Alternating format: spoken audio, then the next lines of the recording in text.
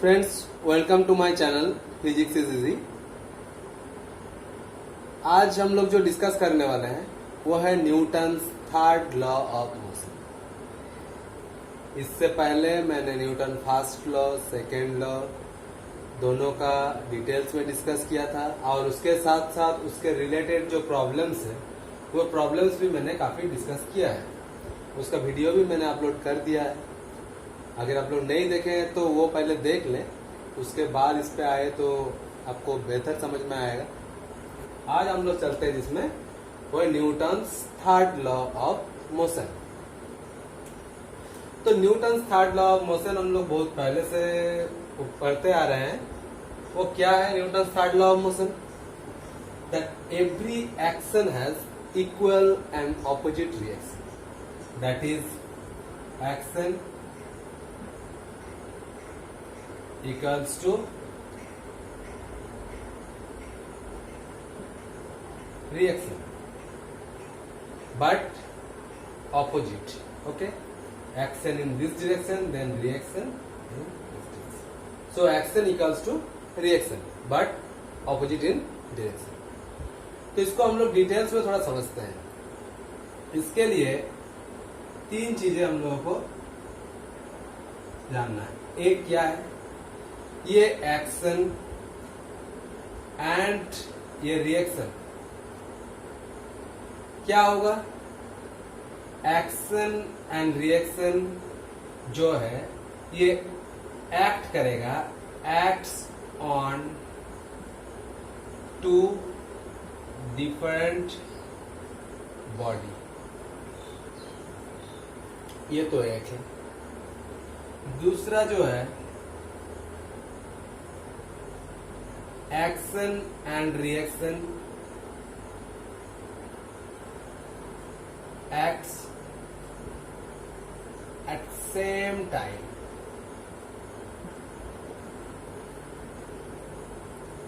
तीसरा जो है कि एक्शन एंड रिएक्शन जो है of same nature.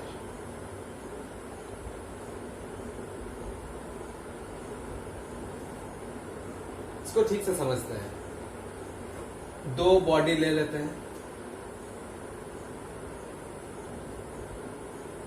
M1 M2।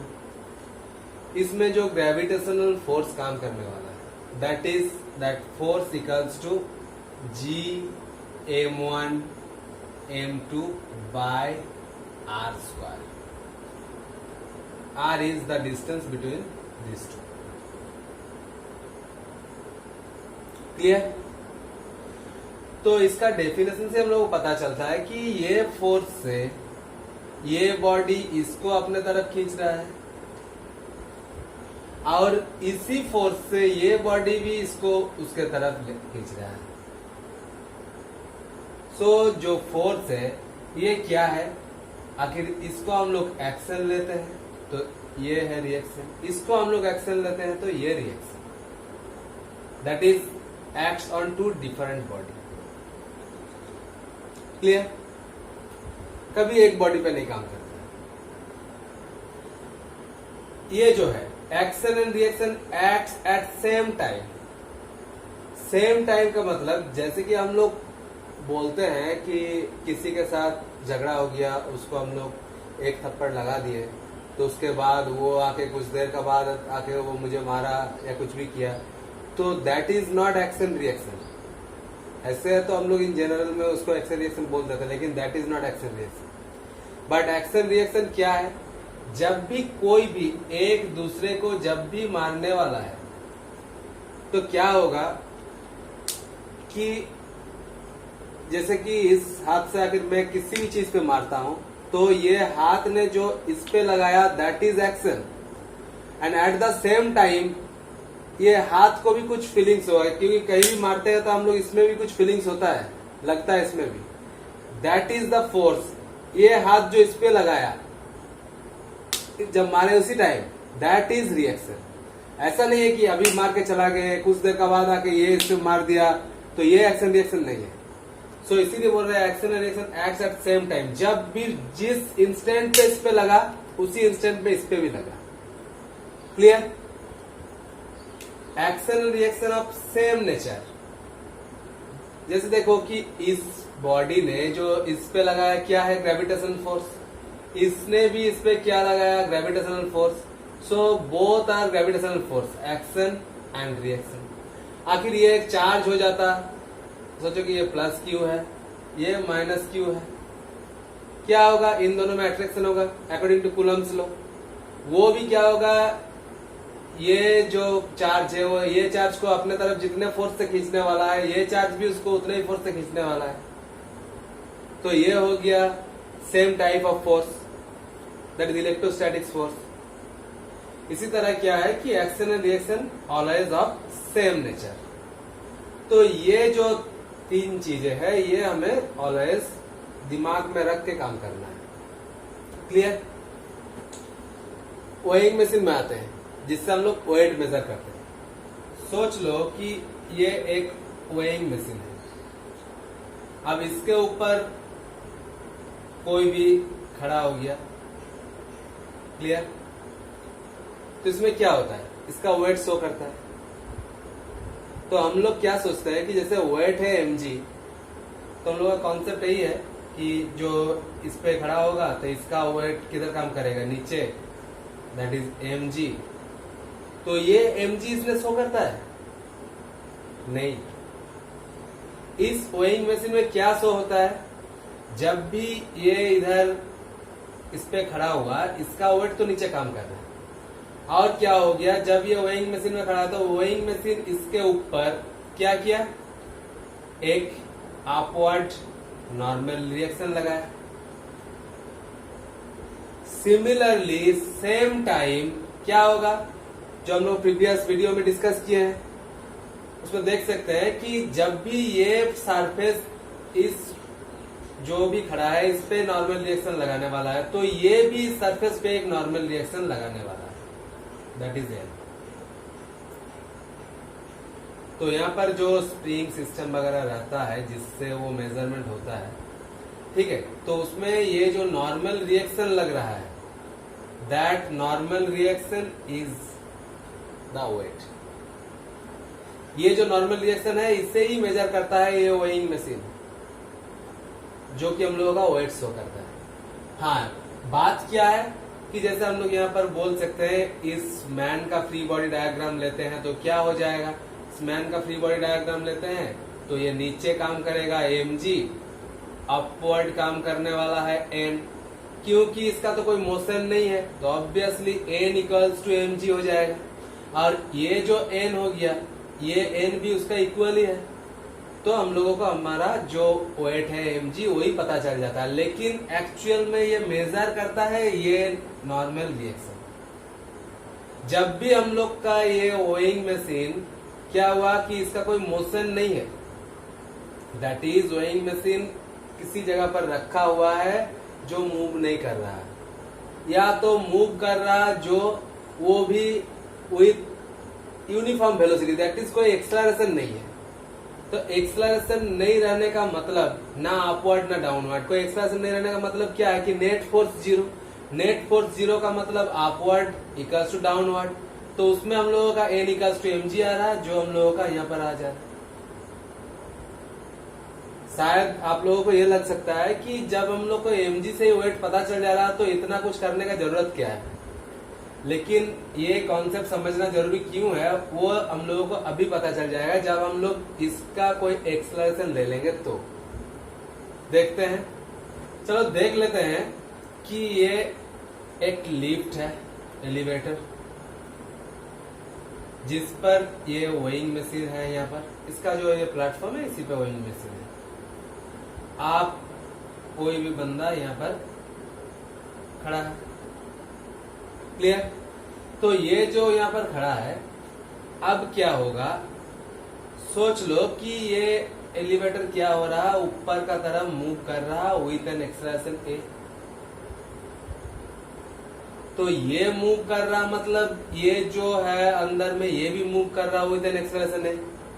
अब इसका नीचे का तरफ जो फोर्स है वो क्या है, mg। अपवर्ड क्या है, n। और इसने जो फोर्स यहां पर लगाया वो तो सेम n जो कि इसने लगाया है, क्योंकि जितना भी ये सरफेस इस पे लगाएगा उतना ही ये इस पे लगाएगा। ठीक है, अब देखते हैं कि फ्री बॉडी डायग्राम बनाते हैं इस जो यहाँ पर खड़ा है इसका। तो क्या होगा, इसका ऊपर का तरफ क्या है, फोर्स N, नीचे का तरफ फोर्स है mg। ये N नहीं है क्योंकि ये N इस जो बंदा खड़ा है इसके ऊपर नहीं लगने वाला फोर्स। ये फोर्स ये बंदा इस वेइंग मशीन में लगा रहा है। क्लियर? तो फ्री बॉडी डायग्राम में तो हम लोग पहले ही बता चुके हैं कि फ्री बॉडी डायग्राम में हम लोग वही फोर्स देते हैं जो सिर्फ उस बॉडी पे लगता है। तो ये हो गया। अब ये तो इसके साथ साथ ए एक्सेलरेशन से ऊपर जा रहा है, तो ये ऊपर जा रहा है ए एक्सेलरेशन से। तो फिर हम लोग क्या लिख सकते हैं इक्वेशन यहाँ से, जैसे ये ऊपर जा रहा है तो ये ग्रेटर होगा, that is n minus mg। ये क्या हो गया, net force, that is equals to m into a, जो m है इसका मास है m। Clear? m into a. तो यहां से मेरा क्या आ गया, n equals to mg plus ma। Clear? यानी जो नॉर्मल रिएक्शन आ गया that is greater than mg। तो जब भी एलिवेटर ऊपर का तरफ मूव करने वाला है तो यहाँ पर जो वेइंग मशीन है उसमें जो वेट दिखाने वाला है that is greater then actual wait. Actual wait तो ये है ना mg, इससे इतना ज्यादा दिखाने वाला है। अब समझ में आया कि क्यों हम लोग को नॉर्मल रिएक्शन कंसीडर करना पड़ता है कि ये weighing machine normal reaction calculate कर रहा है, क्योंकि इसने आखिर ये वेट हम लोग को कैलकुलेट करता है, मास तो चेंज नहीं हो रहा, जी भी चेंज नहीं है, ये तो ग्रेविटेशनल एक्सेलरेशन है, ये चेंज नहीं हो रहा। सो ये वैल्यू ऑलवेज सेम रहना चाहिए था। लेकिन वेइंग मशीन जब ये मूव नहीं कर रहा तो उस टाइम शो कर रहा था mg, या तो कांस्टेंट वेलोसिटी से मूव कर रहा था तो भी शो कर रहा था mg। लेकिन जब भी ये ए एक्सेलरेशन से मूव कर रहा तो उससे कुछ ज्यादा शो कर रहा है। क्लियर? ये हो गया। आप सोच लो कि ये है, ये नीचे आ रहा है तो क्या होगा, ये जो ये राइट साइड का हो गया ये ऊपर जा रहा था इसलिए हुआ, ये नीचे आ रहा तो क्या होगा। तो फ्री बॉडी डायग्राम जो हम लोग बनाने वाले हैं उसमें क्या आ जाएगा, ले लेते हैं फ्री बॉडी डायग्राम। फोर्स तो यही कैलकुलेट होने वाला है, तो इस पे क्या हुआ, अपवर्ड n, क्योंकि ऊपर जाए या नीचे जाए mg तो नीचे ही काम करने वाला है, ये ऊपर नॉर्मल रिएक्शन लगाने वाला है, यहाँ पर एक नॉर्मल रिएक्शन लगने वाला है, नीचे काम करने वाला है mg सिमिलरली। बट इस बार क्या है कि नीचे जा रहा है तो ऑब्वियसली नीचे वाला फोर्स बड़ा होगा, दैट इज लिख सकते हैं हम लोग mg minus n equals to ma। तो यहां से हम लोग ये लिख सकते हैं n equals to mg minus ma। n को इधर ले गए, mg को ma को इधर ले आए। तो इस बार देखो जो वेट था, एक्चुअली जो वेट था उससे कुछ माइनस हो गया, यानी इस बार जब ये नीचे आ रहा तो ये वेइंग मशीन में कुछ कम दिखाने वाला है।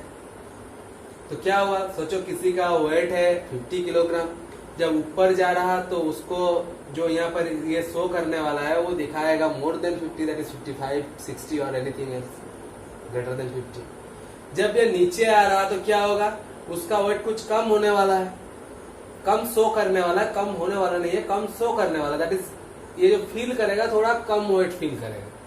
तो वो कितना हो जाएगा, 50 से कम 45, 40 कुछ भी ये हो सकता है।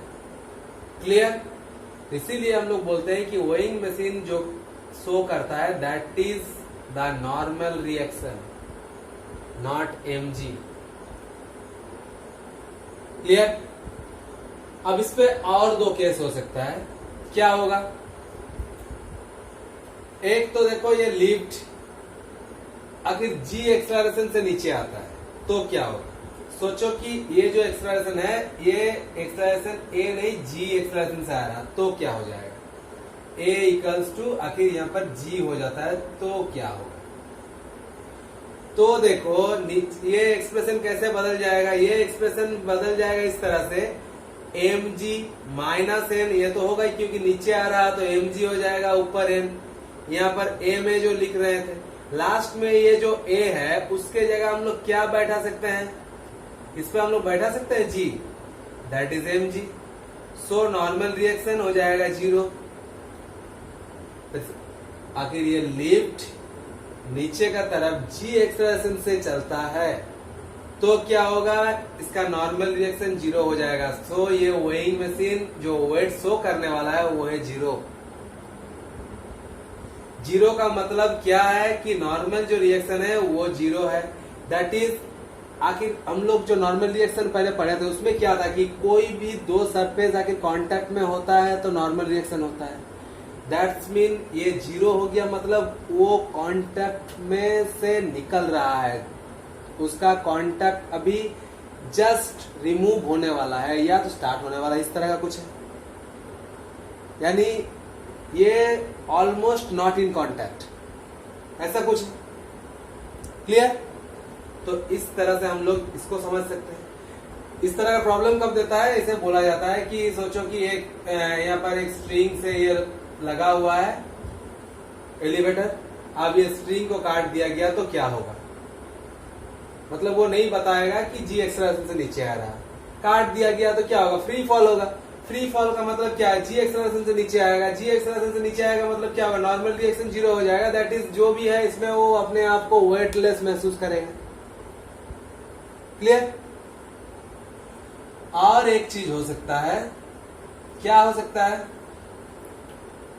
सोचो कि नीचे ही आ रहा है लेकिन ये जो है जी एक्सेलरेशन से नहीं, जी से भी कुछ बड़ा एक्सेलरेशन से, that is g dash acceleration से आ रहा है, जी प्राइम से। क्या है? G prime greater than g. Clear? G prime greater than g. Clear? तो क्या होगा? तो फिर इसके जगह हम लोग क्या कर सकते हैं? जी प्राइम बैठा देंगे, सेम इक्वेशन। तो जी प्राइम बैठा दिए, आखिर जी प्राइम बड़ा है तो इसमें क्या आ जाएगा? M into g minus g prime. G prime is greater than g, so this is negative. Clear? G prime is greater than g, so this is negative total. So normal reaction negative. इसका मतलब क्या हो जाएगा? इसका मतलब normal reaction तो इस पे रहेगा ही नहीं, ये वेटलेस तो फील कर रहा था जब जी से आ रहा था, ये ओवर वेटलेस फील करने वाला है। तो उस सिचुएशन में क्या होने वाला है? उस सिचुएशन में ये फिर यहाँ नीचे जो है कांटेक्ट में नहीं रहने वाला है। क्या हो जाएगा? ये तो इस छत पे आके लटक जाएगा, उसका मतलब इसका सर इस छत पे आके टच हो जाएगा। इस तरह से नहीं होगा कि ये जो बंदा है ये उड़ के यहाँ चला जाएगा, ऐसा नहीं होगा।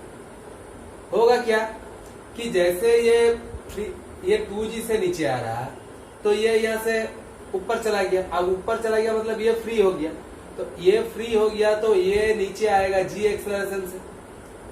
और ये जो लिफ्ट है, ये लिफ्ट जो आएगा वो जी से ज्यादा यानी जी प्राइम एक्सेलरेशन से आएगा। तो ऐसा होने वाला है कि ये लिफ्ट जो है वो ज्यादा तेज नीचे आएगा तो इसका जो ऊपर है वो यहाँ पर आके इस तरह से टकरा जाएगा, यानी लिफ्ट हो जाएगा इस तरह। क्लियर? लिफ्ट नीचे आएगा, ये भी नीचे जा रहा है लेकिन ये जा रहा है जी एक्सेलरेशन से, ये, और ये लिफ्ट जो है ये नीचे आ रहा जी प्राइम से। तो सोचो ये इसको 10 ही पकड़ लेते हैं, तो ये 10 से आ रहा, सोचो ये 15 से नीचे आ रहा, 15 एक्सेलरेशन से, तो ये तो जल्दी जल्दी नीचे आने वाला है ना। तो ऑब्वियसली ये आके इसका सर पे यहाँ पर आके धक्का मारने वाला है। ये तो ये हो गया जो ये लास्ट सिचुएशन है, ये जो है इसको हम लोग बोलते हैं ओवर वेटलेसनेस।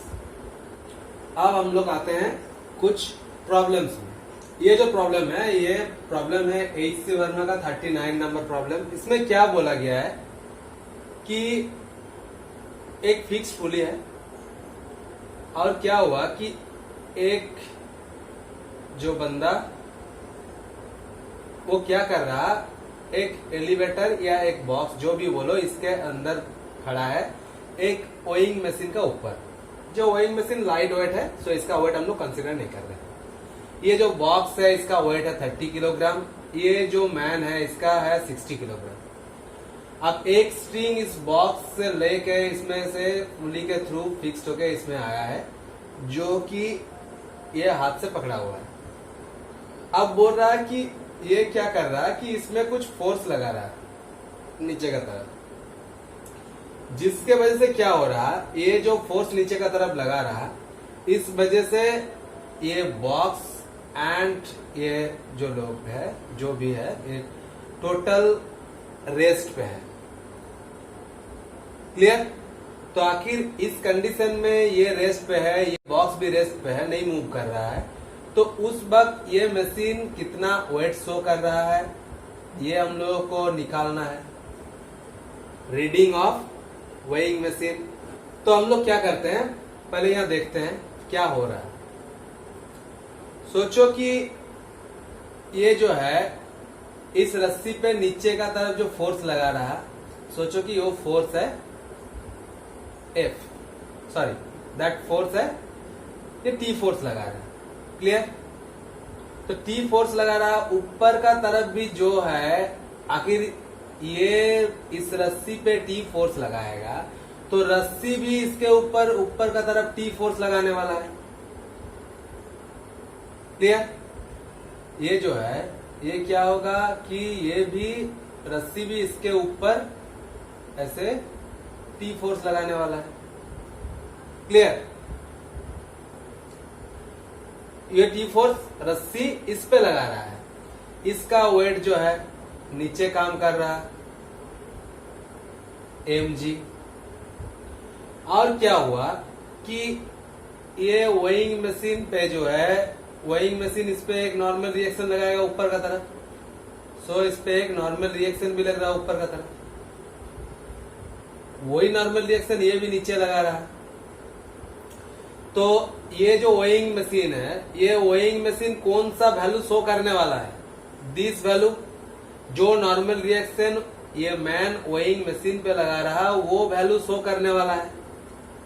तो इसके लिए हम लोगों को फाइंड आउट करना क्या है, ये, क्योंकि ये और ये तो सेम है। क्लियर? तो अब आखिर हम लोग ये जो मैन है इसका हम लोग ले लेते हैं फ्री बॉडी डायग्राम। तो क्या होगा, इस मैन का जो फ्री बॉडी डायग्राम है वो लेते हैं। तो ऊपर का तरफ जो फोर्स है, वो फोर्स क्या है, ये रस्सी ये मैन पे ऊपर का तरफ लगा रहा है कितना, T। और दूसरा जो फोर्स है ऊपर का तरफ, वो क्या है, ये वेइंग मशीन या ये सरफेस लगा रहा है मैन पे, वो है N। क्लियर? तो ऊपर का तरफ दो फोर्स हो गया T एंड N। नीचे का तरफ क्या है, इस पे जो लग रहा वो है gravitational force, that is weight mg। ये हो गया mg। क्लियर? ओके। और इधर हम लोग ये जो बॉक्स या एलिवेटर जो भी है, इसका हम लोग लेते हैं। तो इसके लिए हम लोग क्या कर सकते हैं, ये mg, तो इसको हम लोग डायरेक्टली लिख देते हैं 60g। ओके, 60g, क्योंकि ये तो इसका मास 60 किलोग्राम, सो 60 इंटू जी mg। अब ये जो इसके लिए हम लोग देखते हैं, तो यहाँ पर T10 से इधर लगाएगा, तो इसमें भी आके वो T तो इधर भी लगने वाला है। क्लियर? वो T लगने वाला है इधर भी। और क्या हो जाएगा, ये जो है इस जो बॉक्स है, ये बॉक्स का अपना वेट जो है ये भी नीचे काम करने वाला है। दैट इज, इसको mg ना लिख के इसको ले लेते हैं 60g, जो ये मैन पे काम कर रहा था। और ये बॉक्स पे नीचे का तरफ इसी जगह काम करने वाला है, उसको हम लोग इस साइड में शो कर रहे हैं क्योंकि यहाँ पर ये है। तो इस पे क्या काम करने वाला नीचे का तरफ, 30g, क्योंकि इसका जो वेट है वो है 30। ये इसका अपना है। और ये एन भी उस पे काम करने वाला है, क्योंकि ये जो खड़ा है ये उसी पर ये एन लगा रहा है। क्लियर? तो नीचे का तरफ इसके लिए क्या हो जाएगा, नीचे का तरफ इसके लिए हो जाएगा 30G एंड क्या हो जाएगा एन जो कि इस पे लग रहा है, और ऊपर का तरफ क्या हो जाएगा इसके ऊपर जो है वह T। Clear?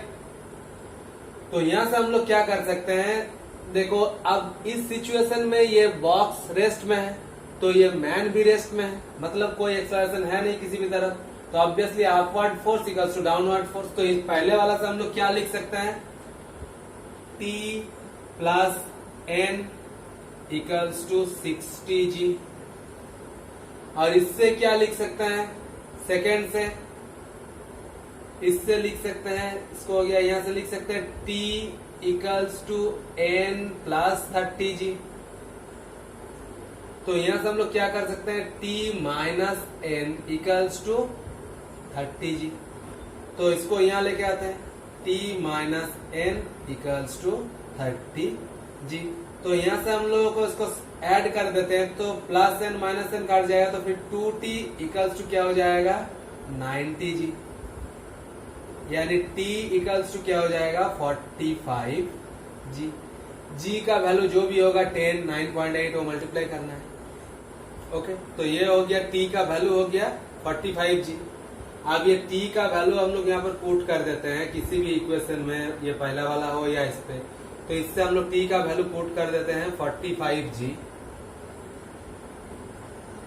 Minus N equals to 30G, यानी N इक्वल्स टू क्या हो जाएगा 15G। सो जो शो करने वाला है इसका वेट जो शो करने वाला है वो है 15 इंटू G। जो मैन है उसका एक्चुअल वेट था 60 इंटू G, क्योंकि इसका मास 60 है तो वेट क्या होगा 60 इंटू G। बट ये वेइंग मशीन क्या शो करने वाला है 15G, ये 15G इसने शो करने वाला है।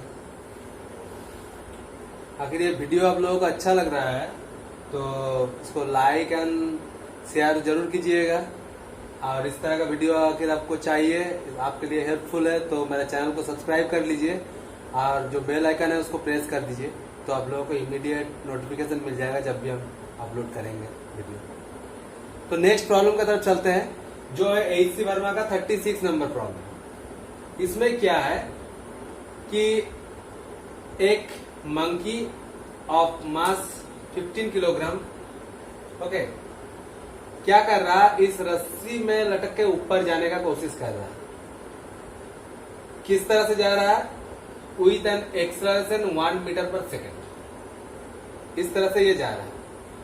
तो ये जब ऊपर जा रहा है तो इसके लिए ये रस्सी पे कितना फोर्स लगाने वाला है ये हमें चाहिए। सोच लेते हैं कि ये रस्सी पे जो है नीचे का तरफ जो फोर्स लगा रहा है, ये T फोर्स से नीचे ये कर रहा है, तो रस्सी इसको क्या करेगा, ऊपर का तरफ T फोर्स लगाएगा इसके ऊपर। तो इसके ऊपर रस्सी द्वारा जो फोर्स लग रहा है ऊपर का तरफ वो कितना है, ये T, और इसका नीचे का तरफ फोर्स क्या है mg हो जाएगा। Clear? Equals to 15G। Okay, अब ये 1 मीटर पर सेकेंड एक्सलरेशन से उधर जा रहा है, तो हमें यही फाइंड आउट करना है ये टेंशन, क्योंकि यही जो टेंशन है वही है क्या कि ये मंकी जितना फोर्स नीचे लगा रहा है, मंकी जितना फोर्स लगा रहा है एक्शन रिएक्शन है, रस्सी पे मंकी जितना फोर्स लगाएगा रस्सी भी मंकी पे उतना ही फोर्स लगाएगा। ओके, दैट इज T, और ये भी T। तो हमें जो फाइंड आउट करना है वो क्या करना है, T का वैल्यू ही फाइंड आउट करना है। That is the force exerted by monkey on this रोप। तो इसके लिए क्या करना है, देखो इसके लिए फ्री बॉडी डायग्राम हम लोग बना सकते हैं। तो इसपे क्या हो जाएगा, नीचे का तरफ जो फोर्स है वो है mg मीन्स 15G, और जो मंकी पे ऊपर का तरफ फोर्स क्या है, ये जो फोर्स जो रस्सी मंकी पे लगा रहा है ऊपर का तरफ, तो ये T। क्लियर? अब ये ऊपर जा रहा है कितना एक्सेलरेशन से, विथ एन एक्सेलरेशन 1 मीटर पर सेकेंड स्क्वायर। तो यहां से हम लोग क्या लिख सकते हैं, क्योंकि ये ऊपर जा रहा है तो हम लोग लिख सकते हैं t minus 15g equals to ma, यानी m तो मंकी का 15 है, इक्वल्स टू 15 है। अब वैल्यू पुट कर देते हैं, t g का वैल्यू 10 ले लेते हैं तो ये आ जाएगा 150 और ये है 1 तो आ गया ये 15, a का वैल्यू है 1। तो यहां से t हम लोग क्या निकाल सकते हैं, 165। ओके, दैट इज 165 न्यूटन जो है ये फोर्स क्या होगा, ये मंकी इस पे लगाने वाला है, तब ये ऊपर जा सकता है 1 मीटर पर सेकेंड एक्सप्रेशन से। और क्या है, यहाँ पर मैंने g का वैल्यू 10 ले लिया है। Okay, g equals to 10 metre पर सेकेंड। और इसके साथ ही दूसरा क्वेश्चन था कि आखिर ये स्टार्ट करता है रेस्ट से और ये लेंथ जो है ये 5 मीटर है, तो ये कितना देर पे ऊपर जाएगा। तो ये तो सिंपल सा है, क्योंकि s इक्वल्स टू जो है हम लोगों का ut plus half a t square, ये फॉर्मूला से होगा। u तो 0 है, so this is equals to 0। s 5 equals to half a 1 है plus two t square, so t square equals to 10 और t इक्वल्स टू √10। क्लियर। ये जो problem है ये HC वर्मा का 37 नंबर प्रॉब्लम। इसमें क्या बोल रहा कि एक फिक्स्ड पुली से ये स्ट्रिंग दोनों तरफ लगा हुआ है रस्सी, इस पे इधर एक मास है m का, इधर एक मंकी है m का। क्लियर। अब बोल रहा है ये मंकी आखिर ये रस्सी को पकड़ के ऊपर की तरफ चलता है, तो हमें शो करना ही है कि ये मास भी ऊपर की तरफ ही आएगा। ऐसे दो ब्लॉक्स रहने से तो क्या होता था, ये ऊपर जाने से ये नीचे आता था, लेकिन ये मंकी आखिर वो रस्सी पकड़कर ऊपर जाने वाला है, तो ये ब्लॉक भी ऊपर ही जाने वाला है विथ सेम एक्सेलरेशन। क्लियर। यही हम लोगों को इसमें प्रूव करना है। तो हम लोग क्या करें, पकड़ लेते हैं कि जैसे कि इसका मास भी m है, तो नीचे का तरफ mg इस पे काम करने वाला, ग्रेविटेशनल फोर्स इसमें mg काम करने वाला है। अब क्या होगा कि सोचो कि ये मंकी इस रस्सी पे नीचे का तरफ एक फोर्स लगा रहा है, और क्या है कि ये जो ऊपर का तरफ जो है ये भी उस पे क्या करेगा, कोई सेम लगाने वाला है। तो that is the tension of this string. Clear. तो इसको T लिखते हैं, तो ऑब्वियसली T इक्वल्स टू क्या हो जाएगा, F हो जाएगा, क्योंकि जितना ये नीचे लगाने वाला है उतना ये ऊपर लगाने वाला है। ओके, तो ये हो गया, ये नीचे जितना होगा उतना ही ऊपर का तरफ ये, मतलब ये रस्सी भी उतने ही फोर्स से इसको ऊपर का तरफ खींचने वाला है, क्योंकि ये नीचे का तरफ उसको खींच रहा है। ये हो गया एक्शन एंड रिएक्शन। अब ये स्ट्रिंग सेम है तो टेंशन भी सेम ही होगा, क्योंकि ये हम लोग पहले भी पढ़ चुके हैं। तो यहाँ भी जो टेंशन होगा ऊपर का तरफ वो कितना हो जाएगा, T। तो क्लियरली हम लोग यहाँ पर देखते हैं आखिर इस जगह का एक्सप्रेशन क्या हो जाएगा। इस जगह का मंकी का ले लेते हैं हम लोग फ्री बॉडी डायग्राम, तो क्या हो जाएगा, ऊपर का तरफ ये मंकी के लिए जो है, ठीक है, इसके लिए ऊपर का तरफ क्या हो जाएगा, tension T equals to F। नीचे का तरफ क्या हो जाएगा, mg। अब ये ऊपर का तरफ जा रहा, ले लेते हैं एक्सप्रेशन A से। तो इसके लिए हम लोग इक्वेशन क्या लिख सकते हैं, इक्वेशन यही लिख सकते हैं T minus mg equals to क्या हो जाएगा, ma। तो यहां से क्या आ जाने वाला है, A इक्वल्स टू क्या आ जाएगा, T minus mg by m। और इसके लिए भी करते हैं तो क्या आएगा, वो अपवर्ड फोर्स भी T है, डाउनवर्ड फोर्स भी mg है। उसके लिए भी फ्री बॉडी डायग्राम जो हो जाएगा, अपवर्ड हो जाएगा T, डाउनवर्ड हो जाएगा mg। क्लियर। तो ये डाउनवर्ड ये अपवर्ड हो गया, तो ऑब्वियसली यार मास इसका भी m है। तो t का वैल्यू हम लोग यहाँ से आके निकाल लेते हैं। t का वैल्यू ये जो t था, यहाँ से ये एक्सप्रेशन तो ये निकला, और यहाँ से हम लोग t का वैल्यू भी निकाल लेते हैं। तो क्या हो जाएगा, t equals to mg plus ma, ये हो गया। तो इसके ऊपर भी दो फोर्स काम कर रहा है, एक नीचे mg ऊपर t। तो इस पे भी हम लोग देखते हैं, देखो ये t का वैल्यू क्या है, mg प्लस ma।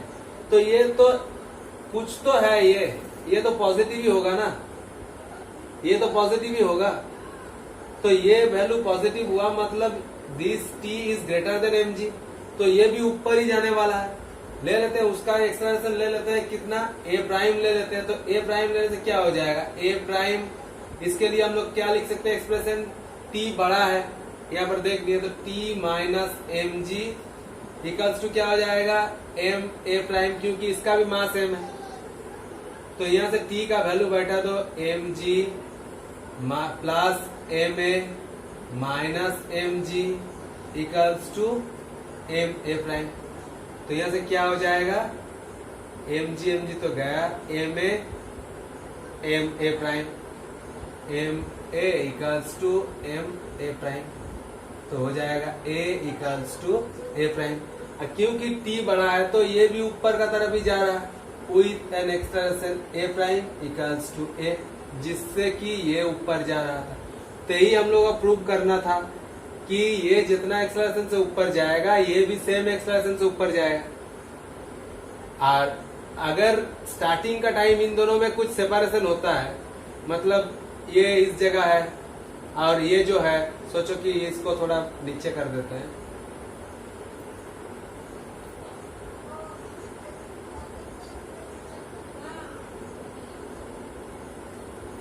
सोचो कि ये जो है इसका और इसका सेपरेशन कितना था, इतना सेपरेशन से। अब भी सेपरेशन सेम ही रहने वाला है, क्योंकि ये जितना ऊपर जाएगा, सोचो ये इतना ऊपर जाएगा, x डिस्टेंस ऊपर जाएगा, तो ये भी x डिस्टेंस ऊपर जाएगा। तो यहाँ से लेके ये सेपरेशन भी क्या हो जाएगा, ये जितना था सेपरेशन d उतना ही हो जाएगा। क्लियर? तो वही हम लोगों को यहाँ पर शो करने के लिए दिया है। तो ये भी क्लियर हो गया। ओके, तो आज के लिए इतना ही, मिलते हैं नेक्स्ट डे।